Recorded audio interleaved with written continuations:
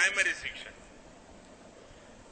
वो शाम को जब स्कूल से घर जाना होता था तो बच्चों को कुछ न कुछ काम देते थे, और होमवर्क वाला नहीं, कुछ और ही काम देते थे।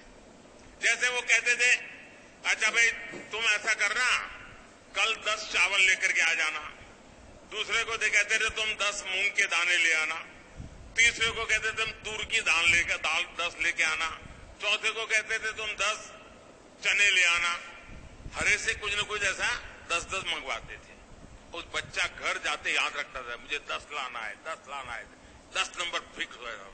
फिर मुझे गेहूं लाना है कि चावल लाना है, तो उसके दिमाग में घर जाते ही पहले अपनी मां से कह देता था, मुझे कल टीचर ने कहा ये ले जाना है। सुबह तक उसके दिमाग में वो चावल और 10 ये बना रहता था। लेकिन क्लास में जब हम जाते थे तो हमारे टीचर उन सबको इकट्ठा कर देते थे और फिर सबको कहते थे, अलग अलग लोगों को, अच्छा भाई तुम ऐसा करो, इसमें से 5 मूंग निकालो। दूसरे कहते तो तुम 3 चने निकालो। तीसरे को कहते, यानी वो चने को पहचानना लग जाता है, वो मूंग को पहचानता है, उसको नंबर याद रहा। यानी कि ऐसी उनकी प्रैक्टिकल व्यवस्था थी। हमारे लिए बड़ा अजब लगता था, लेकिन वो सिखाने का उनका तरीका था। जब हम 1 साल पूरा हो गया, अगले साल गए तो भी वही टीचर थे, तो उन्होंने फिर से वही कहा। तब मेरा जैसा जरा सवाल पूछने का आदी था मैं, तो मैंने कहा साहब पिछले साल आपने ये करवाया था, दोबारा क्यों करवा रहे हो? बोले चुप रहे, तुम्हारा काम करो। ठीक है, जो कहा हम लेकर के आ गए।